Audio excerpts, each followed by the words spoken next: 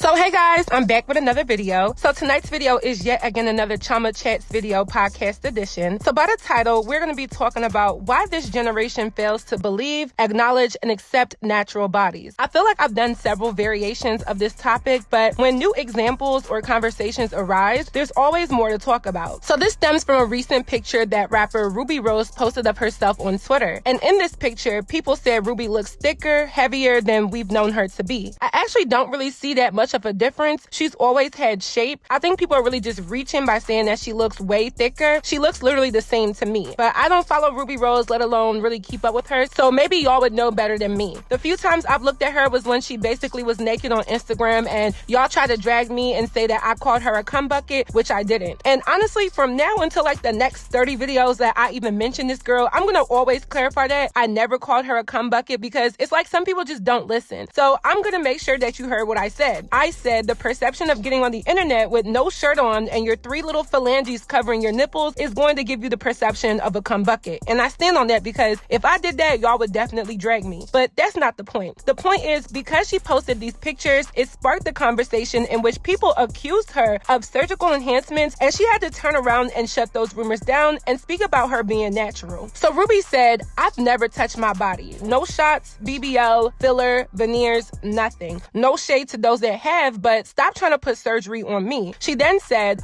"Low-key, all East African girls have the same shape, thick AF with a small belly and no tits." She then says, "I've always been hella skinny with no boobs, and I would feel like a little boy, so I try and dress sexy and show my bum to be more feminine. But I gained like 20 pounds this past year, and now I'm thick as Kentucky Fried Chicken." And then she ended and said, "I'm not against surgery at all, but I will say that I think that the girls who are getting it now are too young. You don't put on your womanly weight until like 24. So I think this message was well put and honest, and I do not like the fact that people keep trying to put surgery on certain girls or even act as if people don't gain weight in their mid-20s. Rubi Rose is 24, and I didn't even know that her and I were the same exact age. I'm really only older than her by like barely 3 months, and I share her sentiments of everything she said in those tweets about the reality of women's body at our age, as well as this generation avidly categorizing certain body shapes and types as surgery. So I have one overall main talking point, so let's get right into this video. So my point for this video is we are brainwashed. We are brainwashed. We are brainwashed. We are brainwashed. And this is going to be a major point. The reason why this generation can see a woman in her 20s gain weight and say that she went and got surgical enhancement is because simply we are brainwashed. We are brainwashed to believe that the only way that you can obtain a figure 8 or have more booty meat than stomach meat or chest meat is obtaining it surgically. And I'm here to tell all of y'all that's just completely not true.